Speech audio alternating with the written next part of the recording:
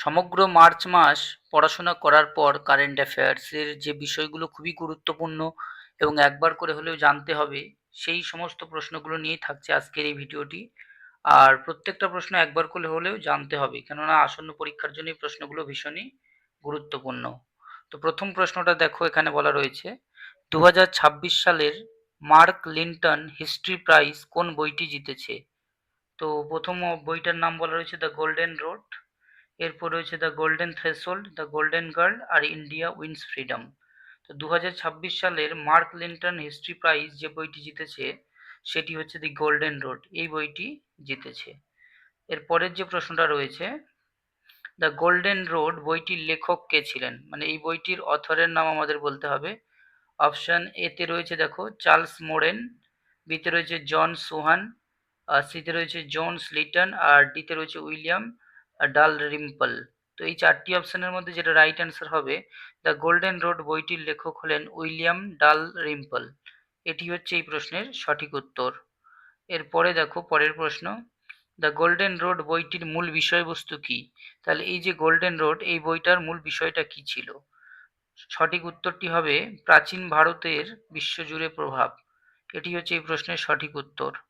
এরপরে যেটা রয়েছে, বায়ু শক্তি উৎপাদনে ভারতের কোন রাজ্য বর্তমানে প্রথম স্থানে রয়েছে বায়ু শক্তি উৎপাদনে? তো এই প্রশ্নের যেটা সঠিক উত্তর হবে সেটি হচ্ছে গুজরাট। নেক্সট প্রশ্নের দিকে এগিয়ে যাচ্ছি। মার্চ 2026-এ কোন দেশ ন্যাটোর 32তম সদস্য হিসেবে যোগদান করেছে? অপশানগুলো দেখতে পাচ্ছ, প্রথমটাই বলা হয়েছে সুইডেন, এরপরে হচ্ছে চীন, রাশিয়া, প্রাশিয়া। সঠিক উত্তরটি হবে সুইডেন। সুইডেন ন্যাটোর 32তম সদস্য হিসেবে যোগদান করেছে 2026-এর মার্চে। এরপরে যে প্রশ্নটা রয়েছে, 2027 সালের জনগণনার জন্য জাতীয় ব্র্যান্ড অ্যাম্বাসেডর হিসাবে কাকে বেছে নেওয়া হয়েছে? তাহলে 2027 সালে যে জনগণনা হবে তার জন্য ব্র্যান্ড অ্যাম্বাসেডর হিসেবে কাকে বেছে নেওয়া হয়েছে? প্রথম অপশানটা রয়েছে সুদর্শন পট্টনায়ক, এরপর রয়েছে রমেশ ত্রিপাঠী, রবি কিশোর, প্রিয়াংশু গুপ্ত।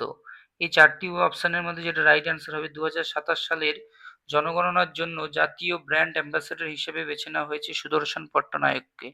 এটি হচ্ছে এই প্রশ্নের সঠিক উত্তর। এরপর যেটা রয়েছে,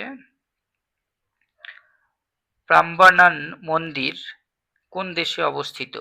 প্রথমটাই রয়েছে কম্বোডিয়া, এরপর রয়েছে ইন্দোনেশিয়া, সিতে রয়েছে জাপান আর ডিতে রয়েছে সুমাত্রা। এই সব অপশানগুলোর মধ্যে থেকে যেটা রাইট অ্যান্সার সেটি হচ্ছে প্রাম্বানান মন্দির যেখানে অবস্থিত সেটি হচ্ছে, আমাদের মনে রাখতে হবে, এটি ইন্দোনেশিয়ায়। এরপরে যে প্রশ্নটা রয়েছে, সুদর্শন পট্টনায়ক কোন শিল্পের জন্য বিখ্যাত ছিলেন? সঠিক উত্তরটি হবে স্যান্ড আর্ট। স্যান্ড আর্টের জন্য সুদর্শন পট্টনায়ক বিখ্যাত ছিলেন। এরপরে যে প্রশ্নটাকে রেখেছি, প্রত্যেকটা প্রশ্ন খুবই গুরুত্বপূর্ণ কারেন্ট অ্যাফেয়ার্স।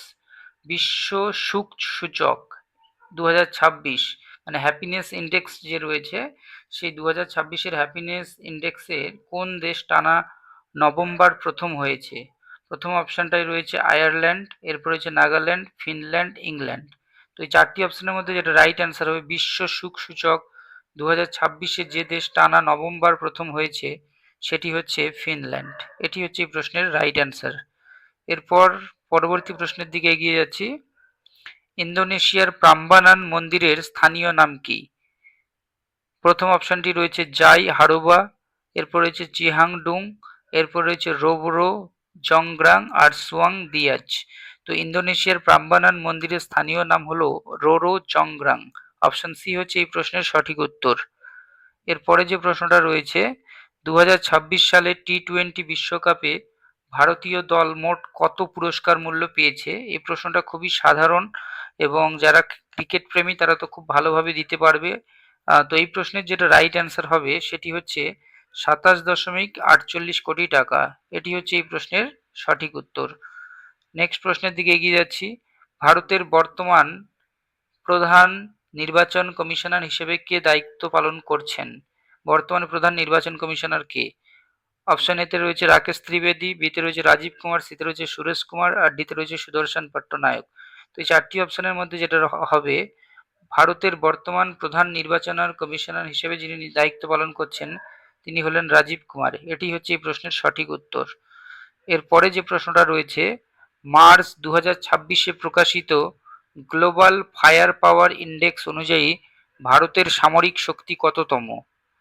চতুর্থ, পঞ্চম, ষষ্ঠ, সপ্তম? তাহলে এই প্রশ্নের অ্যান্সারটা আমি তোমাদের জন্য রেখে দিলাম। এই প্রশ্নের উত্তরটা অবশ্যই কমেন্টে জানাবে যারা জানো। নেক্সট প্রশ্নের দিকে এগিয়ে যাচ্ছি। 2026 সালের বিশ্ব সুখ সূচক মানে ওয়ার্ল্ড হ্যাপিনেস ইন্ডেক্স অনুযায়ী ভারতের স্থান কত? না, ভারতের স্থান হচ্ছে 123তম, 24তম, 25তম, 26তম। তো এই যে প্রশ্নটি, এই প্রশ্নের যেটা রাইট অ্যান্সার হবে, এখানে আমাদের মনে রাখতে হবে ভারতের স্থান হচ্ছে 126তম।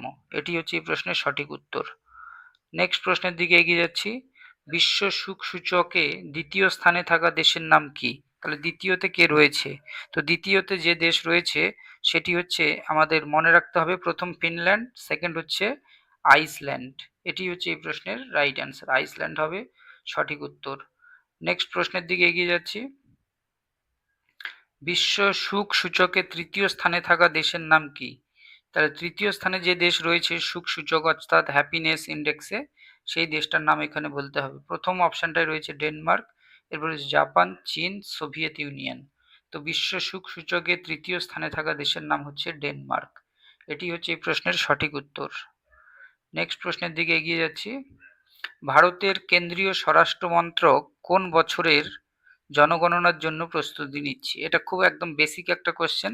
তাহলে কোন বছরের জনগণনার জন্য প্রস্তুতি নিচ্ছে? উত্তরটা অবশ্যই কমেন্টে জানাবে। নেক্সট প্রশ্নের দিকে এগিয়ে যাচ্ছি। এরপর যেটা রয়েছে, 2026 সালে মিস ওয়ার্ল্ড প্রতিযোগিতার বিজয়ী কে হয়েছেন? মিস ওয়ার্ল্ড প্রতিযোগিতার বিজয়ী কে হয়েছেন এই অপশানগুলোর মধ্যে থেকে আমাদের বলতে হবে। প্রথমটা রয়েছে ক্রিস্টিনা পিসকোভা, এরপর রয়েছে প্রিয়াঙ্কা চোপড়া, সিতে রয়েছে অ্যালিয়ানা স্যামস, আর ডিতে রয়েছে সুনহারা জাং। তো 2026 সালে মিস ওয়ার্ল্ড প্রতিযোগিতার বিজয়ী যিনি হয়েছেন তিনি হলেন ক্রিস্টিনা পিসকোভা। এটি হচ্ছে এই প্রশ্নের রাইট অ্যান্সার। এরপরে পরবর্তী প্রশ্নের দিকে মুভ করছি। মার্চ 2026-এ সমকামী বিবাহকে বৈধতা দিয়েছে কোন ইউরোপীয় দেশ? তাহলে সমকামী বিবাহ অর্থাৎ সেক্স জেন্ডারকে যে ম্যারেজ করার যে ব্যাপারটা রয়েছে সেটাকে ভ্যালিড বলে মেনে নিয়েছে কোন ইউরোপীয় দেশ? প্রথম রয়েছে গ্রিস, তারপর রয়েছে রোমান, পারস্য, চীন। তো এই প্রশ্নের যেটা রাইট অ্যান্সার হবে সেটি হচ্ছে গ্রিস। নেক্সট প্রশ্নের দিকে এগিয়ে যাচ্ছি। মার্চ 2026-এ ভারতের কোন রাজ্যে সবচেয়ে বড় সৌর বিদ্যুৎ কেন্দ্রের উদ্বোধন করা হয়েছে? সবথেকে বড় সৌর বিদ্যুৎ কেন্দ্রের উদ্বোধন যেখানে করা হয়েছে সেটি হচ্ছে রাজস্থানে। এটি হচ্ছে এই প্রশ্নের সঠিক উত্তর। এরপরে যে প্রশ্নটা রয়েছে, নীতি আয়োগের সাম্প্রতিক রিপোর্ট অনুযায়ী ভারতের কোন রাজ্য দারিদ্র্য বিমোচনে শীর্ষ? তাহলে নীতি আয়োগের যে সাম্প্রতিক রিপোর্ট সেই অনুযায়ী ভারতের কোন রাজ্য দারিদ্র্য বিমোচনে শীর্ষে? প্রথম অপশন রয়েছে ঝাড়খণ্ড, এরপর রয়েছে পশ্চিমবঙ্গ, মধ্যপ্রদেশ, উত্তরপ্রদেশ। তো এই প্রশ্নের যেটা রাইট অ্যান্সার হবে সেটি হচ্ছে উত্তরপ্রদেশ। নেক্সট প্রশ্নের দিকে এগিয়ে যাচ্ছি।